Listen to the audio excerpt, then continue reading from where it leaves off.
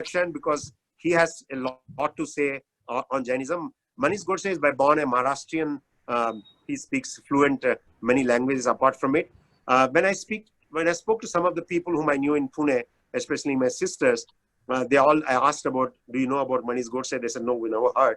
But I believe Manish is more known with the name called Pachane ke Manish Bhai. So Pachane is a small temple which is close to Talegaon near Pune, and he's bought a land, constructed a temple there, and that's what he's calling, and hence he managed to construct the temple. He's following Jainism from past 30 years, all of his family, even though born in a Maharashtrian family, and I'm sure he has a lot more to share, lots more to tell us, and I'm sure we all will get inspired with it. So, Neel bhai, if you can say a few words about Manish, probably you can tell in Hindi to the audience. I'm going more and more English. So I'll leave it to you, Neel bhai, and then Manish goes. So हमारे साथ, thank you uncle, हमारे साथ Excel जुड़े हुए, वो भी हिंदी समझते हैं, थोड़ा थोड़ा हिंदी आता है. सो हम हिंदी में बात करेंगे. हमारे साथ पुणे से मनीष भाई जुड़े हुए हैं. ये एक बहुत ही अपने आप में बड़ी हस्ती है. आप इनको जानोगे, बाद में आपको रियलाइज होगा कि ये चीज क्या है. तो ये मनीष भाई जो है, इनसे मेरा करीबन 7 साल से परिचय है और मैं इनके जीवन के बारे में कुछ जानता हूँ. अब देखिए, मनीष भाई ने 30 साल से जैनिज्म प्रैक्टिस करना शुरू किया है और एक महाराष्ट्रियन फैमिली में जन्म लेने के बावजूद भी कैसे जैनिज्म के लिए उन्होंने स्ट्रगल की, कैसे परिवार को कन्विंस किया, कैसे उनकी पत्नी भी जैनिज्म फॉलो करने लगी. और आज मैं कह सकता हूं गर्व के साथ कि शायद हमारे बच्चों को 2 प्रतिक्रमण नहीं आ रहे होंगे, पर मनीष भाई के दोनों बच्चे 2 प्रतिक्रमण तो आते ही है, आगे 5 प्रतिक्रमण सीखने के प्रोसेस में. आप देखिए कि उनको, और मनीष भाई ने जब उनका इंट्रोडक्शन आप देखना, उन्होंने एक बहुत अच्छी स्टेटमेंट दी कि अगर बेस्ट चीज मैंने मेरे जीवन में कुछ पाई है तो वो है जैन धर्म. यानी कि जैन धर्म मुझे मिला, मुझे समझ में आया, वो मेरे जीवन की सबसे बेस्ट चीज है. ऐसे वो बहुत स्ट्रांगली कहते हैं. तो ऐसे मनीष भाई हमारे साथ पुणे से जुड़े हुए हैं. मैं पहला प्रश्न मनीष भाई से पूछना चाहता हूं कि मनीष भाई, महाराष्ट्रियन फैमिली में जन्म लेने के बावजूद आप जैनिज्म के कांटेक्ट में कैसे आए? Who was the person who brought you to Jainism? Thank you, Neel bhai. The person who brought me, और जिसने मुझे जैनिज्म का रास्ता दिखाया, वो मेरे best friend Ajay Chhajed. Actually हम लोग ने डिप्लोमा में एडमिशन लिया था पुणे में, और फर्स्ट ईयर को हम लोग सब नए चेहरे देख रहे थे. तो मैंने भी इसको देखा, अजय को. He was from Mumbai, Borivali, और जस्ट हमारी फ्रेंडशिप हुई. एंड देन फ्रेंडशिप बहुत अच्छी हुई, एंड वो मेरे घर के पास में आके रहने लगे. और दिसंबर की छुट्टियों में, हमको दिसंबर में छुट्टियां होती थी, तो वो बोरीवली मुझे लेके गए और फिर उसके फैमिली से मिलवाया, और सबसे इम्पोर्टेंट उसने उसकी मम्मी से मिलवाया. तो उसकी मम्मी ने पता नहीं क्या देखा, और उस दिन से जो शुरू हुआ, उसकी मम्मी ने मुझे ट्रेन करना शुरू किया. तो मैं हमेशा लोगों को बताता हूँ कि मेरी 2 मम्मी हैं. एक मेरी जन्मदात्री है जिसने मुझे जन्म दिया, और एक धर्मदात्री है जिसने मुझे धर्म दिया. और इतना अच्छा धर्म दिया कि शायद पता नहीं कौन से पुण्य कर्म होंगे जो इतने सालों बाद उदय में आए और वो मुझे यहाँ तक लेकर आए. जैसे कि आपने कहा कि आपके मित्र के द्वारा आप जैनिज्म के परिचय में आए, तो आपने जैनिज्म की जर्नी फिर आगे कैसे बढ़ाई? यानी जैसे आपने कहा कि मुझे जन्म देने वाली एक माता है और एक धर्म देने वाली माता है. तो ये धर्म देने वाली माता ने आपको कैसे ट्रेन करना चालू किया, या कैसे आपकी जो क्यूरियोसिटी थी उसके आंसर्स देने चालू किया? मैं हर छुट्टी में मुंबई जाता था, बोरीवली. तो मम्मी मुझे मंदिर ले जाती थी, मैं उनको मम्मी ही बोलता था. तो मम्मी मंदिर ले जाती थी, तो मुझे ये सब कुछ नया लगता था कि मैंने एज अ महाराष्ट्रियन कभी भगवान की पूजा नहीं की थी, या धोती पहनना, या पाटले के ऊपर साखिया करना, या चैत्यवंदन करना, खमासना देना, ये सब कुछ मेरे लिए बहुत नया था. तो वो मम्मी मुझे मंदिर ले जाती थी और ये सब करवाती थी. एक्चुअली मारवाड़ी फैमिली थी, तो मैंने मम्मी से ही मारवाड़ी सीखना शुरू कर दिया था. तो सबसे पहला मैं मम्मी को बोलता था कि आप क्या बोलते हो, तो मम्मी बोलती है ये चैत्य वंदन है। फिर मुझे भी सीखना है। तो पहले एक पंचांग आता था, पंचांग में स्टार्टिंग में चैत्यवंदन होता था, तो मम्मी ने वो पंचांग मुझे दिया, बोले तू अन्यति पढ़ाई कर, इसमें से तू पढ़ाई कर। और फिर मम्मी मुझे गाथा देती थी, और ऐसे धीरे धीरे करके मम्मी ने मुझे वो चैत्यवंदन सिखा दिया। थोड़ा टाइम लगा मुझे, क्योंकि वो शब्द बहुत डिफिकल्ट थे, समझ में कुछ नहीं आता था। पर हाँ, ये परमात्मा को वंदन करने की एक विधि है, और इससे आगे चल के मुझे पता चला कि हम कितने करीब जा सकते हैं परमात्मा के। तो वहां से शुरू हुई, और फिर एक बार मम्मी हमको पालिताना ले गई, जहाँ पे मैं बहुत बीमार पड़ा। तो हम सबको दूसरे दिन यात्रा करनी थी पालिताना की। तो मम्मी परेशान हो गई कि ये लड़का, मैं यहाँ ले आई इसको, लेकिन अब इसकी वजह से हमारी यात्रा नहीं होगी और हमको यहीं बैठना पड़ेगा। तो उसी धर्मशाला में एक साध्वी जी महाराज साहब थे। तो साध्वी जी महाराज साहब का और मम्मी का पहले का परिचय था। तो मम्मी ने उनसे कहा कि एक लड़का है मेरे साथ में, हमको कल यात्रा करनी है, पर इसको बहुत बुखार आया। तो महाराज साहब ने एक अनारी गोली, 2 गोली दे दी, समसम जिसको बोलते हैं, और वो 2 गोली मैंने खा ली। और महाराज साहब बोले कि अगर ये ठीक हो जाएगा तो कल सुबह यात्रा कराएंगे। तो मैं ठीक हो गया, और दूसरे दिन महाराज साहब के साथ पहली मेरी जिंदगी की पालिताना तीर्थ की, शत्रुंजय तीर्थ की पहली यात्रा हुई। और उस दिन से आज तक वो साध्वी जी भगवंत मेरे गुरु है, आज तक मेरा उनसे संपर्क है, और आज तक साथ में ही है। जहां भी वो रहते हैं मैं उनके साथ में ही जाता हूँ, मिलता हूँ। वो साध्वी जी भगवान का आप नाम बता सकते हो? वो हिमाचल सूरी समुदाय से है, पूज्य साध्वी जी रत्नरेखा श्री जी महाराज साहब। और महाराज साहब को कैसे था कि वो बिहार में होते थे, तो मुझे कुछ ज्ञान वगैरह देना उनकी बहुत इच्छा होती थी, पर मैं मिल नहीं पाता था। मेरा कॉलेज, पढ़ाई और एक महाराष्ट्रियन फैमिली, तो बार बार गुरु भगवान के पास जाना संभव नहीं होता था। तो महाराज साहब जब भी स्थिरता होती थी, मुझे लेटर लिखकर वो भेजते थे कि तू ऐसा करना चाहिए, ऐसा करना चाहिए, ये त्याग करने जैसा है, ये तूने छोड़ना चाहिए। और फिर जो भी उनको मिलने जाता, वो कहते कि ये मनीष के लिए बुक्स लेके जाओ। तो जो भी मुझे नॉलेज मिला या जो भी मैं समझ पाया, वो सब बुक्स के थ्रू ही, और वो भी मेरे महाराज साहब ने बुक्स भेजी मुझे। जैसे आपने जैनिज्म की स्टडी चालू की, पर चालू करने के बाद भी, इतना समझने के बाद, एक महाराष्ट्रियन फैमिली में आप रहते थे, तो आपकी क्या स्ट्रगल रही वहां जैनिज्म को अडॉप्ट करने में? आपकी कुछ स्ट्रगल, या पेरेंट्स की तरफ से आपको सपोर्ट था, या पेरेंट्स का सपोर्ट नहीं था, और वो सिचुएशन को आपने कैसे डील किया? नहीं, ऑब्वियसली सपोर्ट था नहीं, क्योंकि ये अलग बिलीव है, अलग सोच है, अलग कंसेप्ट है। यहाँ से शुरू होता है, खाने पीने से शुरू होता है कि इनके नियम अलग, इसके नियम अलग। तो एक अकेले के लिए कोई इतना चेंज नहीं करेगा फैमिली में। तो मेरे लिए वो था कि प्रवाह के विरुद्ध चलना। पर मैं ये समझ चुका था महाराज साहब के पत्रों से, बुक से, कि ये प्रवाह के विरुद्ध चलना भी पड़े तो इसका आउटपुट जो है, रिजल्ट जो है, वो बेस्ट है। तो इस पे चलने जैसा है, भले कितना भी विरोध हो, कितना भी इसमें तुमको तकलीफ सहन करनी पड़े, इसमें चलने जैसा है। और एक उदाहरण हमेशा मेरे सामने होता था, जो कि भगवान महावीर का है, जो अपने तीर्थंकर जन्म तक, यानी 27 भव जो उन्होंने सहन किया, उसमें एक ही शब्द हमेशा जब हम पढ़ते हैं भगवान महावीर का चरित्र, वो है सहन।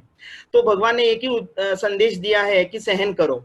तो मैंने भी सोचा, चलो अगर भगवान ने सहन किया है तो मैं भी सहन करता हूँ। तो जितनी भी तकलीफें आई, जितनी भी रुकावटें आई फैमिली से या कहीं से भी, मैं शांति से वो सहन करते गया, मैंने विरोध कभी नहीं किया। जैसे आपने शादी की तो आपके वाइफ भी महाराष्ट्रियन थे। हाँ। तो फिर आपकी वाइफ ने आपकी थिंकिंग और आपकी जो ये लाइफस्टाइल है, उसके बारे में उन्होंने अपोज नहीं किया, या उन्होंने आपका साथ दिया?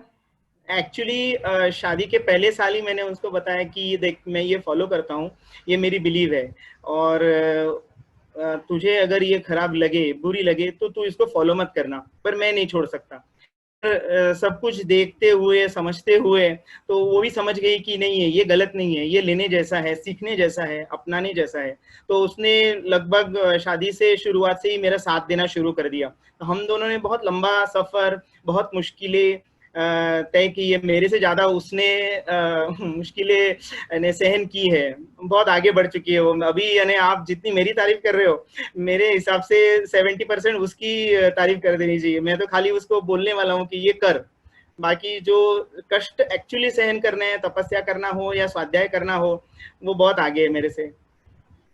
जैसे आपने कहा कि तपश्चर्या स्वाध्याय वगैरह, तो क्या अभी आपको जैनिज्म की स्टडी करनी है तो आप कैसे करते हो, या आप अभी फिलहाल जो जो जैनिज्म फॉलो कर रहे हो क्या हमें बता सकते हो कि आप आपकी रेगुलर लाइफ में जैनिज्म को कैसे प्रैक्टिस करते हो? रेगुलर लाइफ में सबसे इम्पोर्टेंट है कंदमूल का त्याग, वो मैं फॉलो करता हूँ। रात्रि भोजन का त्याग वो फॉलो करता हूँ। बच्चे भी वैसे ही करते हैं, यानी हम लोग चारों, मेरे 2 बच्चे हैं और वाइफ, हम लोग चारों वो फॉलो करते हैं। फिर स्वाध्याय करते हैं हम लोग। रोज सुबह गुरुवंदन होता है, बड़ा चैत्यवंदन या लघु चैत्यवंदन होता है। फिर मेरी वाइफ भी महाराज साहब के संपर्क में है, जो मेरे गुरु महाराज है उनसे संपर्क में है। वो भी उनसे बहुत सारे नियम लेती है, तपस्या के आदेश लेती है। जैसे उसने अभी 108 पार्श्वनाथ भगवान के एकादश ने सलग कर दिए एक साथ, यानी शुरू कर दिए और 108 होने के बाद ही वो रुक गई। फिर 9 उपास करना या बाकी व्यासना वगैरह करना। अभी उसकी विस्तानक की होली चल रही है उपवास से, तो उसकी एक होली खत्म हो गई, अभी दूसरी होली चल रही है। तो बच्चों का भी कैसे है कि बाहर का खाना नहीं चाहिए, उसमें क्या दोष लगता है। यानी जीविचार अगर आप पढ़ोगे तो उसमें आपको पता चलता है कि इंद्रिय बेइंद्रिय तेंद्रिय जीव, तो उनकी उत्पत्ति कौन से खाने में होती है, कैसे होती है, कितने दिनों के बाद होती है। तो ये मैं सिर्फ समझा देता हूँ उनको, बाकी उनका समझना है और उनका उसका आचरण करना है, कोई फोर्स नहीं है इसमें।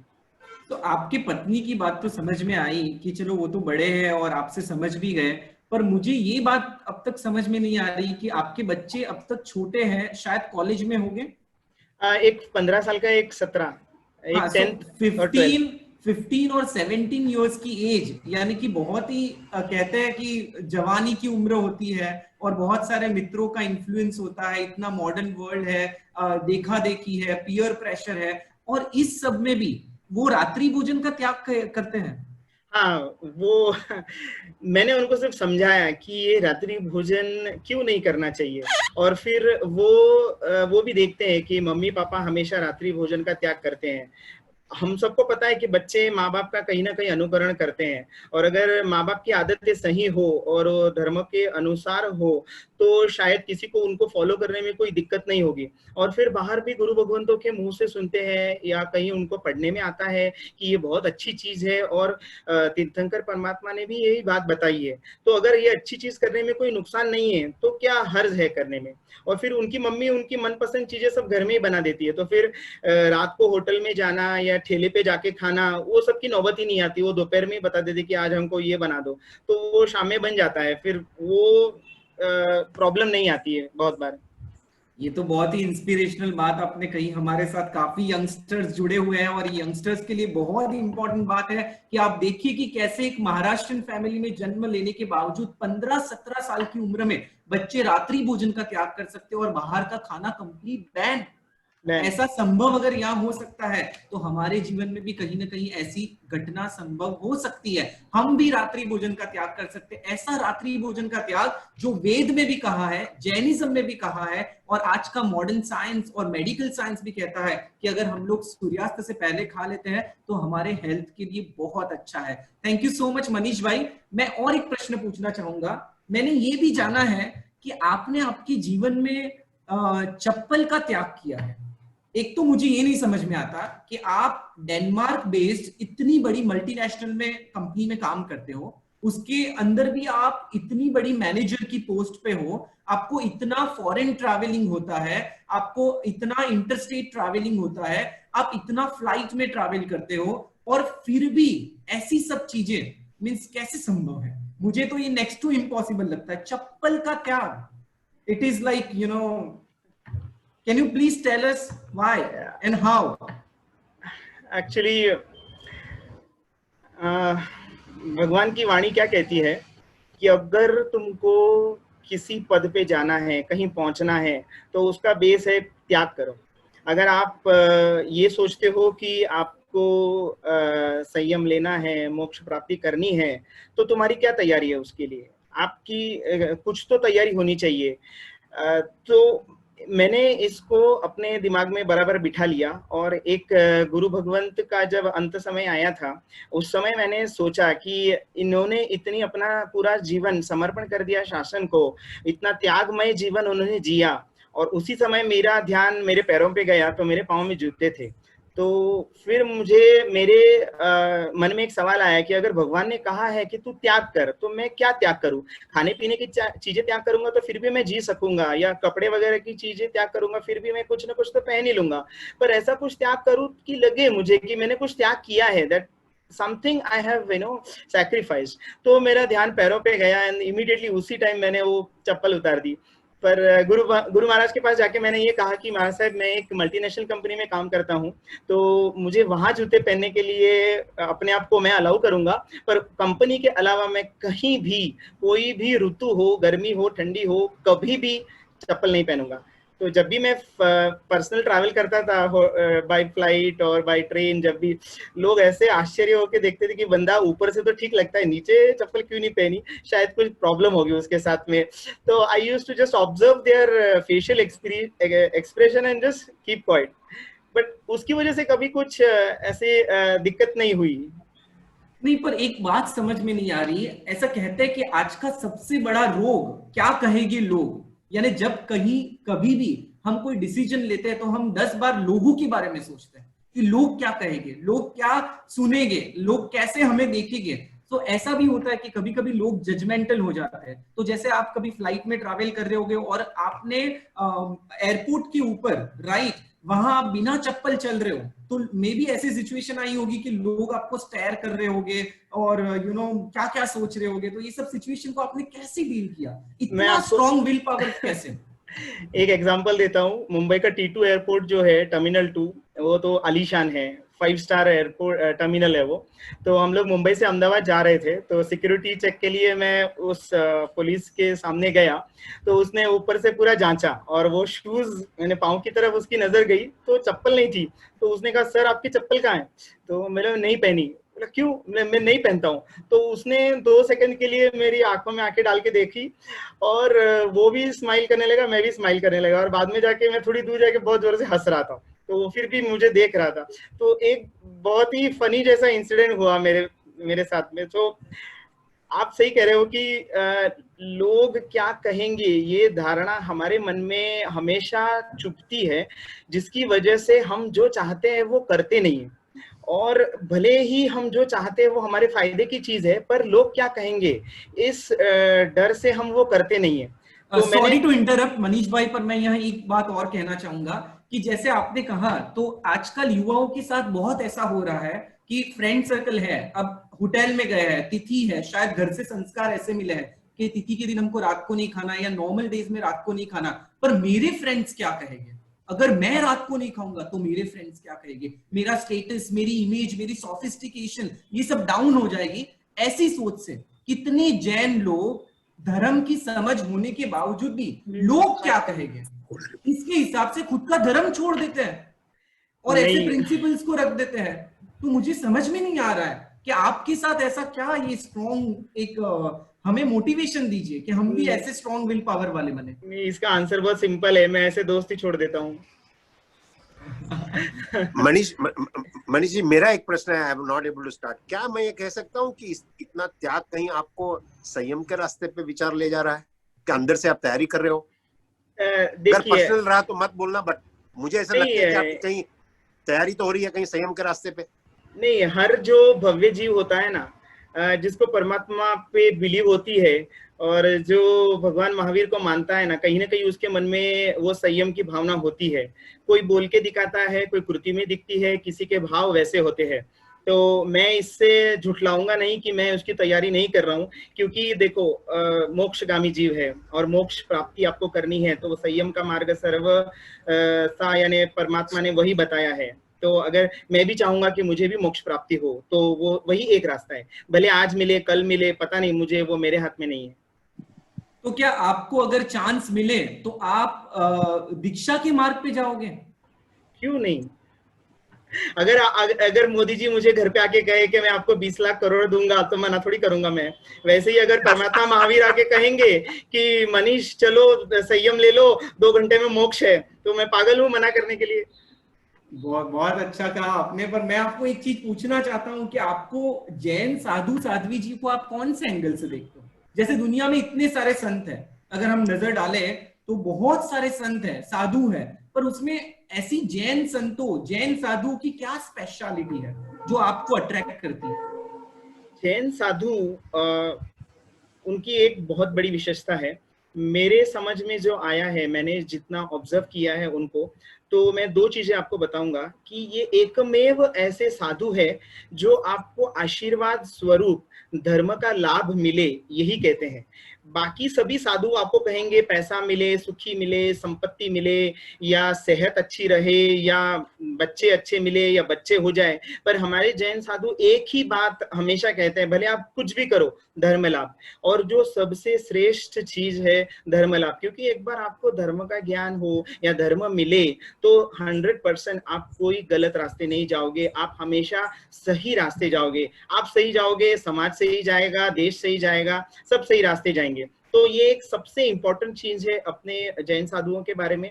और दूसरा इंपॉर्टेंट ये है कि जैन साधु ऐसा अलग क्या करते हैं, वो भी तपस्या करते हैं, वो भी उपवास करते हैं, और श्रावक या आम आदमी जो भी जैन है वो भी तपस्या, उपवास सब कुछ करते हैं। तो उनको भी पुण्य की प्राप्ति होती है, जैन साधु को भी पुण्य की प्राप्ति होती है। पर जैन साधु की एक विशेषता ये है कि वो संपूर्णतया पाप को रोक देने में सक्षम रहते हैं।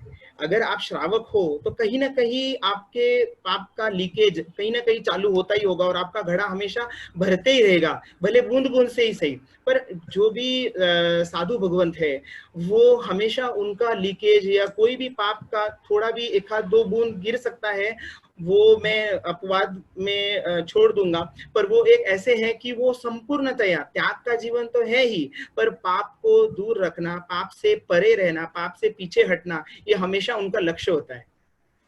बहुत सही कहा आपने कि यानी मैं इसको ब्रीफ ऐसे कर सकता हूँ, समराइज ऐसे कर सकता हूँ कि साधु का जीवन ऐसा है कि मुझे सबको अनुकूल होके जीना है, मैं किसको प्रतिकूल होके नहीं जीऊं।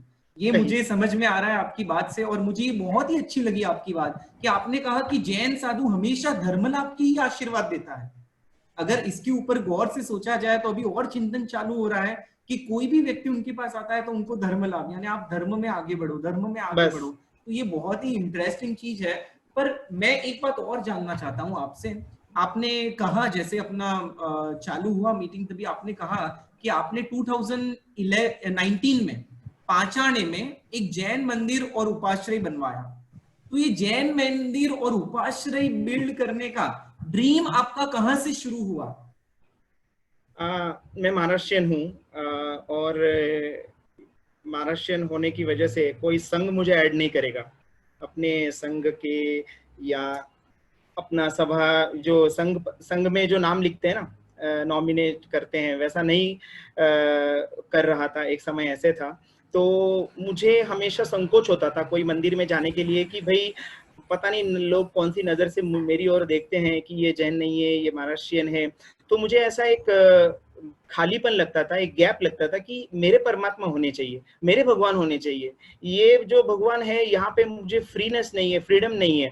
तो पता नहीं ये भावना शायद सही है या गलत है, पर ये भावना ने वो मेरे मन में विचार जागृत कर दिया कि अपने परमात्मा क्यों न हो। और फिर श्रावक के कर्तव्यों में से एक ये भी कर्तव्य है कि आप एक जिन प्रतिमा भरवाओ। तो जिन प्रतिमा भरवाओ, तो फिर वो ख्याल वहां से शुरू हुआ। तो मैंने ये अपने वाइफ से, अपने फ्रेंड्स से डिस्कस किया। तो शुरुआत हुई कि घर मंदिर बनाएंगे, फिर वहां से हम लोग बढ़ते बढ़ते बढ़ते आगे बढ़े, छोटा सा जगह लेंगे, फ्लैट लेंगे, ऐसे करते करते 1000 स्क्वायर फीट का जगह लेंगे, ऐसे करते करते हम बढ़े। पर एक मन में विचार इतना मजबूत होते गया कि अपने परमात्मा का मंदिर बनाना ही है 100%। और फिर बहुत बड़ा सफर तय किया, ऑलमोस्ट 10 साल लगे वो सपना साकार होने में, लेकिन कंसिस्टेंटली उसके ऊपर काम करते रहे और लोगों ने बहुत सहायता की, बहुत गुरु भगवंतों ने आशीर्वाद दिए, और पिछले साल 28 जून को प्रतिष्ठा हुई मंदिर की। आपने आज एक बहुत सेंसिटिव बात की कि देखो यहाँ जैन की डेफिनेशन बहुत क्लियर से हमको समझना है। जैनिज्म में कभी भी ऊंच नीच का भेदभाव हुआ ही नहीं है, या कास्ट के हिसाब से किसी को डिफरेंशिएट किया ही नहीं है। पर क्यों हमारी सोच इस तरह चलती है, क्यों हम समाज को इस एंगल से देखते हैं? आज मनीष भाई ने बहुत ही सेंसिटिव बात कही है। और हम जब जैन की डेफिनेशन देखते हैं तो जैन वो है जो जिन आज्ञा को पालन करता है, जो जिन ने बताए हुए मार्ग पे वो चलता है। हमारे इतिहास में, हमारे भारत के इतिहास में हम देखेंगे तो भगवान महावीर के 11 गणधर स्वयं ब्राह्मण थे। ऐसे कितने सारे लोग थे जो जैन नहीं थे, उन्होंने जैन जिनने बताए हुए मार्ग पे चलना शुरू किया, इसलिए वो जैन कहे गए। तो यहाँ हमें बहुत क्लियर अंडरस्टैंडिंग रखनी है और कभी भी हमें कास्ट के हिसाब से किसी को डिफरेंशिएट नहीं करना है। ये जैनिज्म का कोर प्रिंसिपल है। अब यहाँ हमारी बात ये चल रही थी, मनीष भाई ने बहुत अच्छा कहा कि मेरे खुद के भगवान होने चाहिए, और आपने एक इतना बड़ा ऐसे कह सकते हैं कि ड्रीम देखा और आपने उसके ऊपर मींस मजबूती से अटे रह के संकल्प को धार के आपने ये काम 10 साल में कंप्लीट कराया, उसकी बहुत बहुत अनुमोदना। मैं एक प्रश्न और पूछना चाहता हूं। मैंने सुना है कि आपने भारत में जितने भी तीर्थ है सभी तीर्थ की यात्रा की है, सभी तीर्थ के दर्शन किए हैं। हम तो वेकेशन आती है तो हम तो डिफरेंट कंट्रीज देखते हैं कि अभी कौन सी कंट्री बाकी है, इंडिया में अभी कौन सा स्टेट बाकी है, and we search that and we plan our travel accordingly, right. पर आपने कहा कि आपने सभी तीर्थ कवर किया है। मुझे मेरे पे शर्म आ रही है, आज तक मैं गिरनार तीर्थ नहीं गया हूं, आज तक मेरा गिरनार नहीं हुआ है, और आप बोल रहे हो कि भारत के सभी तीर्थ आपके कवर हुए हैं। सो ये कैसे? नहीं, कैसा है कि मुझे टाइम सिर्फ मिलता था दिसंबर में, और वो छुट्टियां मैं वेस्ट नहीं करना चाहता था। कोई रिसोर्ट पे जाएं या हिल स्टेशन पे जाएं तो तीर्थ भूमि की स्पर्शना हो, ये हमेशा दिमाग में रहता था। और मैं भी जाता था, फैमिली को भी ले जाते थे। तो हर क्रिसमस की छुट्टी जो भी थी, तो हर साल हम लोग तीर्थ यात्रा को निकल जाते थे। पूना में कृतार्थ परिवार करके एक संस्था है, स्नेहिल भाई चलाते हैं उसको। तो वो हर साल 108 पार्श्वनाथ भगवान की यात्रा करने ले जाते हैं। तो पिछले 5 सालों से मैं उनके साथ यात्रा कर रहा हूँ। लगभग 80 के करीब पार्श्वनाथ भगवान के दर्शन हो चुके हैं। और ऐसे ऐसे दुर्गम स्थानों में वो हमको लेकर गए हैं कि जहाँ पे जैन नाम से यानी कोई बस्ती है ही नहीं, सिर्फ मंदिर है हमारा। वाव करके एक जगह है पाकिस्तान और इंडिया के बॉर्डर पे, जहाँ पे गोड़ी जी पार्श्वनाथ का मूल मंदिर कहा जाता है। तो वहां भी हम लोग जाकर आए। तो ऐसी ऐसी दुर्गम जगह पे हम गए। और जैसा नील भाई आप तो जानते ही है कि अन्यथा कृतम पापम तीर्थ क्षेत्रे विनश्यति। तो वो एक फंडा दिमाग में था कि भैया अगर साल भर पाप कर रहे तो कहीं ना कहीं जाके धोकर आए उसको। बहुत अच्छा बताया आपने। ये इतना इंस्पिरेशनल है कि हमारी इतनी बड़ी धरोहर है, हमारे इतने बड़े बड़े तीर्थ है, और हम लोग क्यों ये तीर्थ की उपेक्षा करते हैं। ये बात आज हमें सोचने लायक है कि क्यों हम हमारे तीर्थ की उपेक्षा करते हैं। अगर तो हाँ, अगर आप शिखर जी जाएंगे ना, तो आप स्वीडन, स्विट्जरलैंड या यूरोप के बेस्ट लोकेशंस है ना, 100% आप भूल जाओगे। आप चंद्र प्रभु भगवान की टोक से दर्शन करो, गोल एक ऐसे प्रदक्षिणा करो, 100% आप भूल जाओगे यूरोप। देखो, अब मैं तो ये नहीं कह रहा, ये तो मनीष भाई कह रहे हैं जो कि फ्रीक्वेंटली यूरोप ट्रैवल करते रहते हैं बिजनेस से और दूसरे सब कामों से। और ये व्यक्ति जब कह रही है कि अपने जो तीर्थ है, अपनी जो लोकेशन है वो इतनी अद्भुत है कि आप वहां जाके देखिए, वहां की एक्सपीरियंस। मैं तो आज भी याद करता हूँ, बार बार कहता हूँ कि राजस्थान में वो मीरपुर, यानी कि रमेश अंकल ने मुझे मीरपुर, हम गए थे, और वो मीरपुर का मॉर्निंग का जो एक माहौल था, एक पहाड़ के ऊपर जो तीर्थ बना है, उसकी जो कार्विंग है, उसकी जो ब्यूटी है, वहां की जो वाइब्रेशंस है, दोज आर अमेजिंग।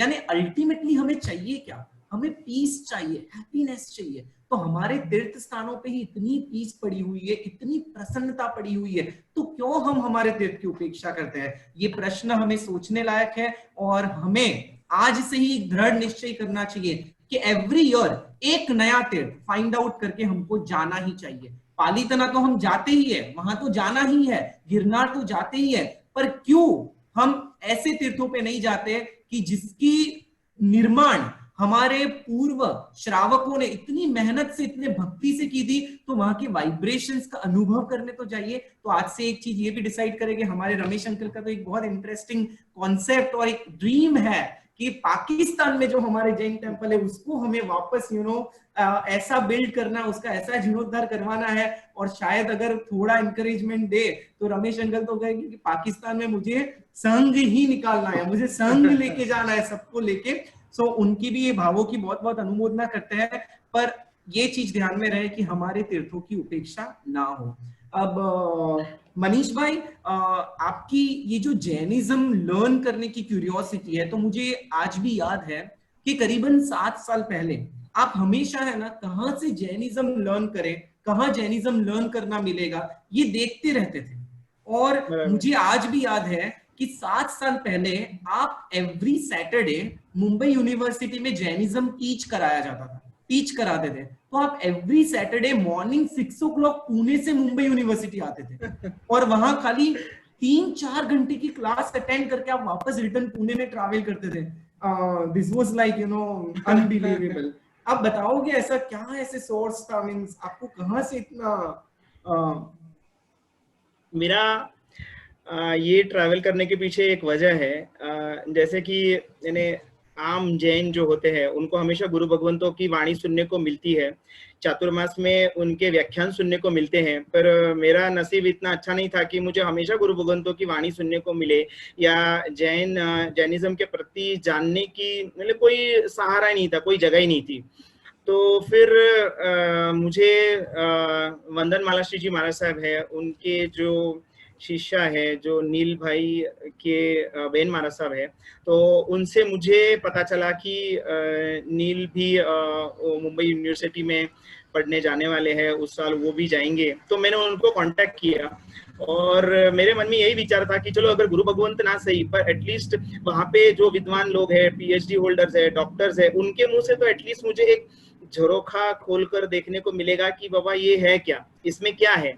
यानी मैंने चैतन्यवंदन के सूत्र पढ़े या 2 प्रतिक्रमण के सूत्र पढ़े, पर है क्या एक्चुअली, व्हाट इज इट।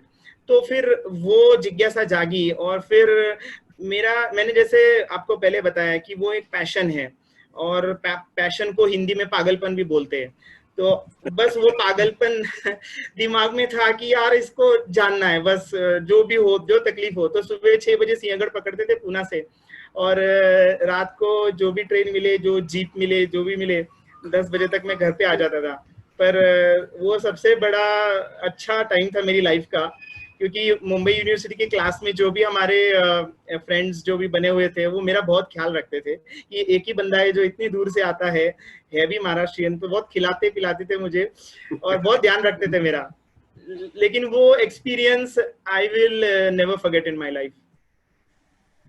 ये तो बात मुझे भी नहीं मालूम थी, मुझे आज मालूम पड़ी कि आपका इंस्पिरेशन कहाँ था। एनीवेज, मुझे ये भी पूछना है मनीष भाई कि अभी जैसे लॉकडाउन चल रहा है इतने टाइम से, तो आप आपका समय कैसे व्यतीत करते हो, मीन्स एवरीडे का आपका ऐसे रूटीन, इतना जैन धर्म समझने के बाद आप जैन धर्म को कैसे प्रैक्टिस करते हो इस समय में? समय में तो लॉकडाउन तो है पर मेरा वर्क फ्रॉम होम चल रहा है और वो भी पूरा रिलीजियसली 10 घंटे का हमारा ऑनलाइन कॉल्स वगैरह सब होता है, पर उसमें भी सुबह चैत्यवंदन और गुरुवंदन में कर लेता हूँ। और लेकिन मेरे घर पे अभी ये लॉकडाउन की वजह से मेरे सिस्टर के बच्चे भी थे, मेरे बच्चे भी है और अजय का लड़का वो भी है, तो ये मेरे 4-5 स्टूडेंट बन गए थे। तो मैंने ये सोचा कि चलो इनको ना कुछ तो कुछ पढ़ाए, नहीं तो ये कभी पढ़ेंगे नहीं। ये 2 महीने की छुट्टी जो लॉकडाउन की गई है ये जिंदगी में वापस कभी आएगी नहीं। तो इनको फिर सामायिक लेना, सामायिक पारना, गुरुवंदन, चैत्यवंदन, वो सब कुछ करवाया। स्तवन सीखे उन्होंने, फिर मेरी सिस्टर ने भी सीखे, फिर सज्जाएं सीखी उन्होंने, पचकान सीखे, फिर अभी 2 प्रतिक्रमण की गाथा में वो लोग शुरू है, भरेसर हो गए, सकल तीर्थ हो गया उनका।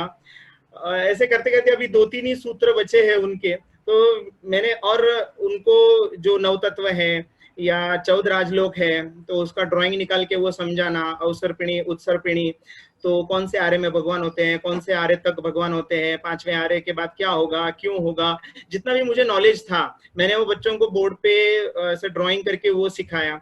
फिर कर्म क्या है, हमको तकलीफ क्यों होती है, मम्मी क्यों डांटती है, पापा क्यों डांटते हैं, फेल क्यों होते हैं, या ये सब महामारी क्यों होती है, इसका और कर्म का क्या रिलेशन है, और सामूहिक कर्म क्या होते हैं, अकेले इंसान के कर्म क्या होते हैं, किसको किस वजह से तकलीफ होती है।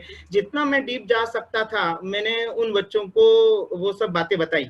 यानी मैंने ये सोचा कि चलो लॉकडाउन में बच्चे टीवी देखेंगे, टाइम पास करेंगे, मोबाइल पे गेम खेलेंगे, उससे अच्छा एटलीस्ट मैं 2 या 3 घंटे उनको लेके बैठूं। तो फिर एक कमरे में हम लोग बंद करके सब बैठते थे और ये सब डिस्कशन करते थे। बहुत ही अच्छा। नील भाई, if you can just allow me, अगर आप मुझे yes yes, please please uncle. Manish भाई, पहली बार मुझे मालूम नहीं दर्शकों को कैसा लग रहा है, मुझे पहली बार शर्म आ रही है कि आपसे इतना सुन के क्या हम लोग जैन में रह के भी क्या कर रहे हैं। एक तो मैं आपसे माफी मांगना चाहूंगा कि आपको ऐसा लगा पूना में रह के, पूना में हमारा इतना बड़ा जैन संघ है, और आपको ऐसा अनुभव हुआ कि आपको आपको अपना मंदिर बनाना पड़ा, जहाँ की इतने मंदिर होने के बाद। उसके लिए तो मैं आपको क्षमा चाहता हूँ, पता नहीं किस इंसिडेंट में आपको ऐसा लगा।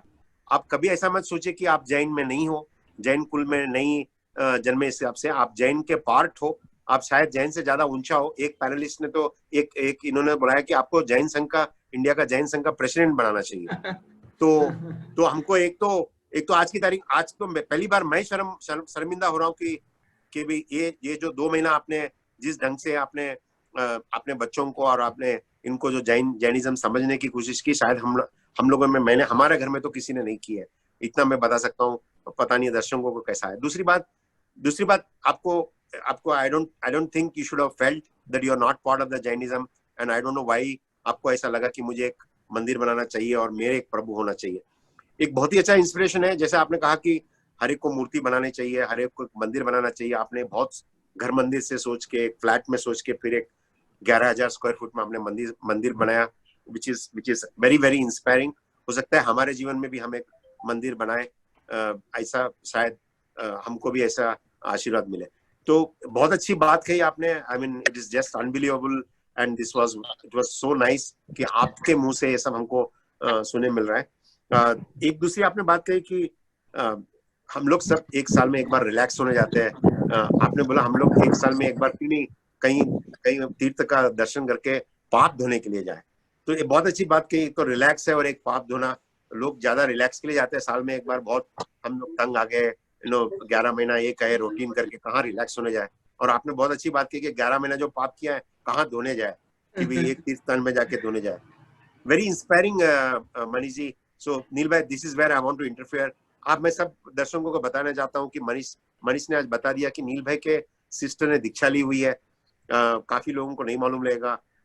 थोड़ा ये सस्पेंस आज मनीष भाई ने खोल दिया है, और नील भाई ने उपध्यान भी किया हुआ है। नील भाई के काफी सस्पेंस चीजें है, एक एक हम बताएंगे, वो नील भाई खुद नहीं बताना चाहेंगे। बट मेरा एक सौभाग्य था कि मैंने नील भाई के सिस्टर का उनके दर्शन भी किए हुए है, जो उन्होंने दीक्षा ली हुई है।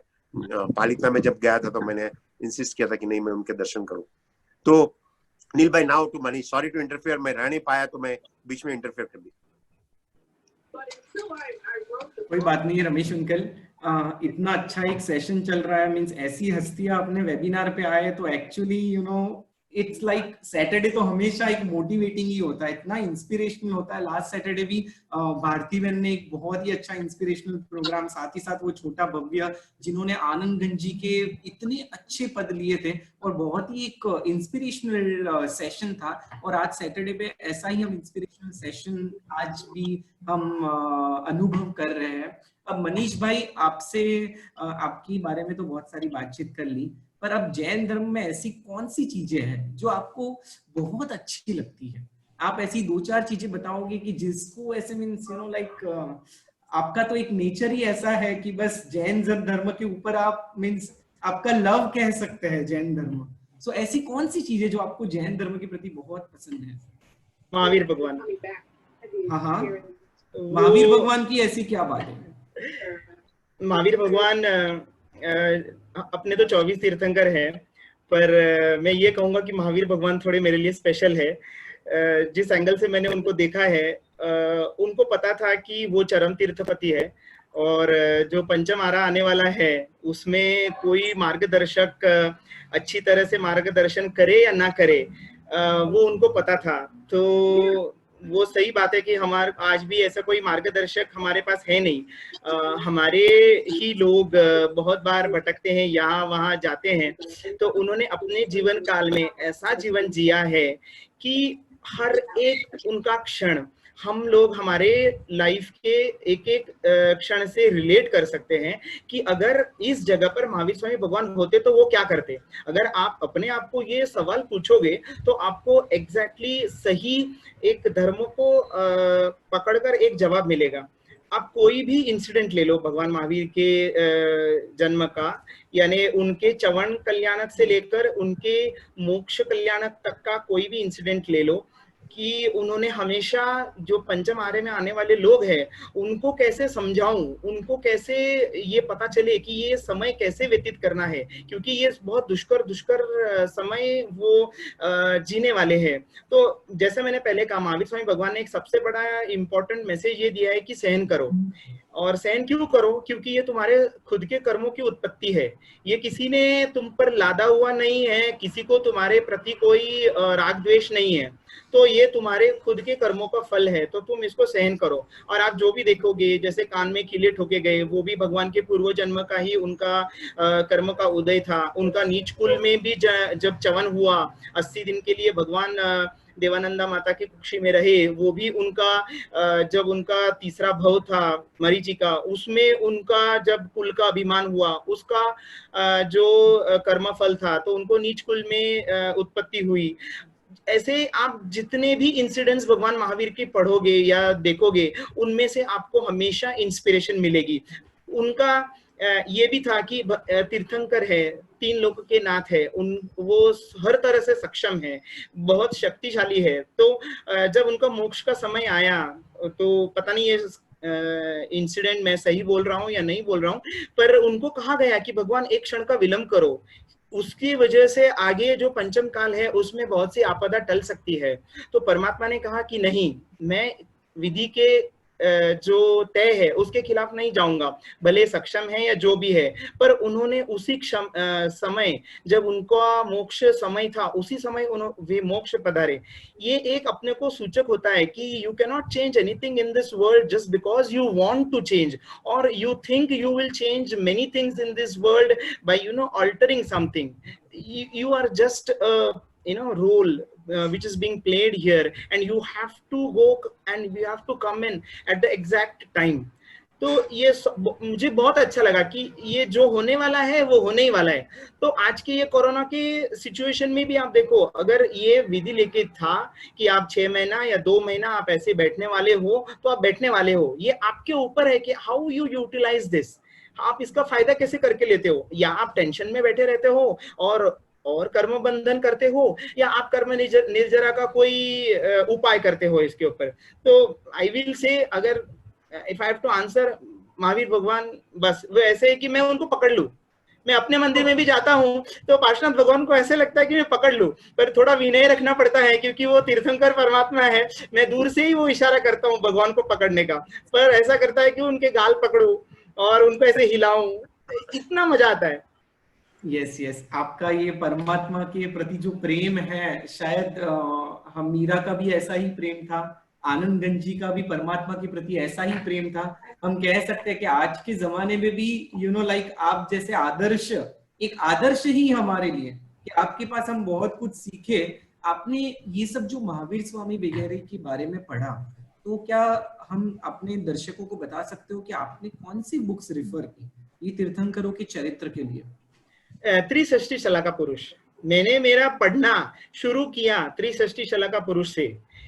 मैं कहूंगा कि अगर किसी को शुरू करना है जैनिज्म के बारे में जानने के लिए, तो उन्होंने ये त्रिषष्टि शलाका पुरुष जरूर पढ़ना चाहिए, जरूर पढ़ना चाहिए। सो आई गेस रमेश अंकल, ये जो एक्सेल थे, उन्होंने भी द जैन सागा ट्रायलॉजी, ये जो 3 किताबें वॉल्यूम्स पढ़े हैं, उसके अंदर भी ये त्रिषष्टि शलाका पुरुष का ही जीवन चरित्र है, जो कि अमेज़न पे भी इंग्लिश में अवेलेबल है। सो यस, आपने बहुत अच्छा कहा, त्रिषष्टि शलाका पुरुष, कि जिसके अंदर हमको सभी तीर्थंकर के जीवन चरित्र और उनकी जीवन की सारी घटनाएं मिल जाती है।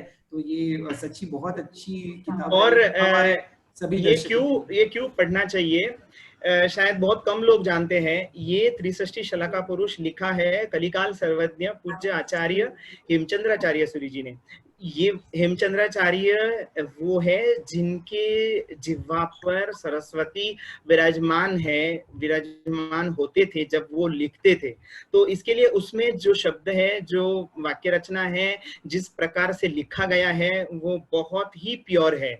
उससे प्योर और मेरे ख्याल से कुछ हो नहीं सकता। तो कोई ये टीका नहीं है, टिप्पणी नहीं है, चूरणी नहीं है, आप सीधे सीधे इसको पढ़ के इसको फॉलो और इसको बिलीव कर सकते हैं। Thank you so much Manish भाई। एक और प्रश्न पूछना चाहूंगा, हमको समय की थोड़ी मर्यादा है और हम इसलिए बहुत ज्यादा प्रश्न तो पूछने हैं, पर शायद बहुत ज्यादा प्रश्न नहीं पूछ सकूंगा। पर एक प्रश्न ये पूछना चाहूंगा कि आपने कहा कि आपको परमात्मा के प्रति इतना प्रेम, परमात्मा की इतनी भक्ति, उनके प्रति इतना लगाव, ये सब है। सो आप कैसे आज के यूथ को बताओगे कि मंदिर का कितना इंपॉर्टेंस है, यानी मंदिर हमारे जीवन में क्या इम्पैक्ट छोड़ता है, क्यों जाना चाहिए मंदिर? अगर देखो आजकल का यूथ क्या चाहता है, कूल लाइफ, उनको मजे की लाइफ चाहिए और उनको है ना सब इजीली चाहिए, सुख चाहिए, वो सब तो ठीक है। पर उनका ऐसा मानना है कि ये मंदिरों में जाने से नहीं मिलेगा, ये टाइम पास है मंदिर जाना वगैरह, या करियर के डायरेक्शन में या करियर के पाथ पे मंदिर कहीं आता नहीं है। तो I will be little bit different opinion with this, कि आप अगर भगवान महावीर ने जो कहा है वो आगम या वो पुस्तक या बुक जो भी लोगे, I am not saying go to the temple and do नवंगी पूजा और अष्टप्रकारी पूजा, वो सब ठीक है, आप मत करो, पर उनके एटलीस्ट आप बुक्स को रेफर तो कर सकते हो। उन्होंने जो श्रावक के लिए कर्तव्य बताए हैं, उन्होंने एक बिजनेस कैसे चलाना चाहिए वो बताया है, एक लाइफ कैसे जीनी चाहिए वो बताया है। आप उतना तो पढ़ो, उतना तो गौर करने के लिए ट्राई करो। और उन्होंने वही बताया है जो आपके सीए आपको समझाते हैं, और आपके है ना बिजनेस टैक्टिक्स जो है उन्होंने वही बताया है।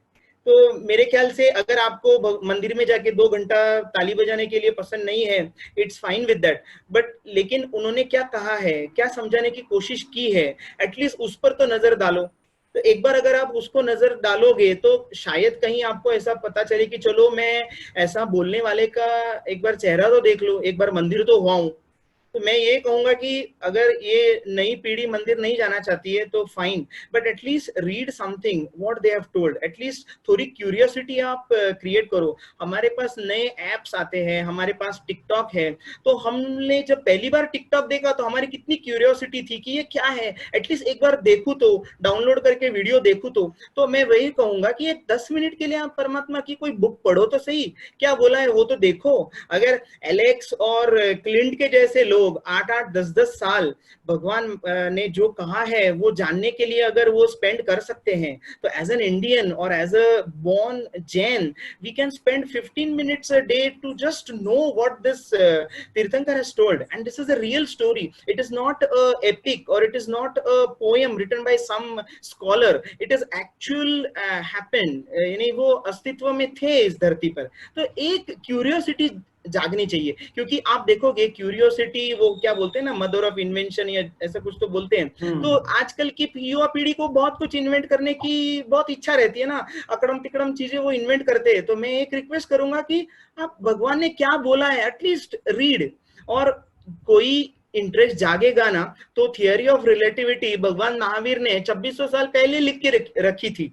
तो ये थियोरी ऑफ रिलेटिविटी आप आज पढ़ने जाते हो ऑक्सफोर्ड में या यूएस में और wherever you go there, but that is already mentioned by भगवान महावीर। तो ये सब चीज आप थोड़ा डिग करोगे, जैसा एलेक्स ने और पहले के जो पैनलिस्ट थे उन्होंने किया। I think so even if you don't go to the temple you will at least find some direction, and then obviously I am sure that you will go to the temple and you will follow the rituals and all the things. Thank you so much Manish भाई। बहुत ही ज्यादा inspirational talk था Saturday के लिए, और अभी I guess आपका talk थोड़ा डाइजेस्ट करने के लिए, इसके ऊपर सोचने के लिए हमारे सबके पास अब थोड़ा टाइम रहेगा, क्योंकि जैन जर्नल का अब से जो रूटीन है वो एवरी ट्यूसडे, थर्सडे, सैटरडे है। यानी कि हमने ये वीक के पहले तो मनीष भाई एवरीडे होते थे, और आज हमारा 36वां वेबिनार हुआ, और अब से नेक्स्ट वीक से भी हम ट्यूसडे, थर्सडे और सैटरडे को फॉलो करेंगे। तो जैसे आज सैटरडे है तो हमारे पास अब 2 दिन का ब्रेक है, तीसरे दिन हमारा वेबिनार रहेगा, तब तक इसको समझिए, तब तक एक एक आपको समरी भी आती जाएगी हर एक लेक्चर की, उसके ऊपर चिंतन करिए और जितना हम ग्रहण कर सके उतना ग्रहण करें। अब एक बहुत स्पेशल अनाउंसमेंट ये भी करना चाहूंगा कि आप सभी हमारे जितने भी पार्टिसिपेंट्स हैं, आपका फीडबैक जरूर शेयर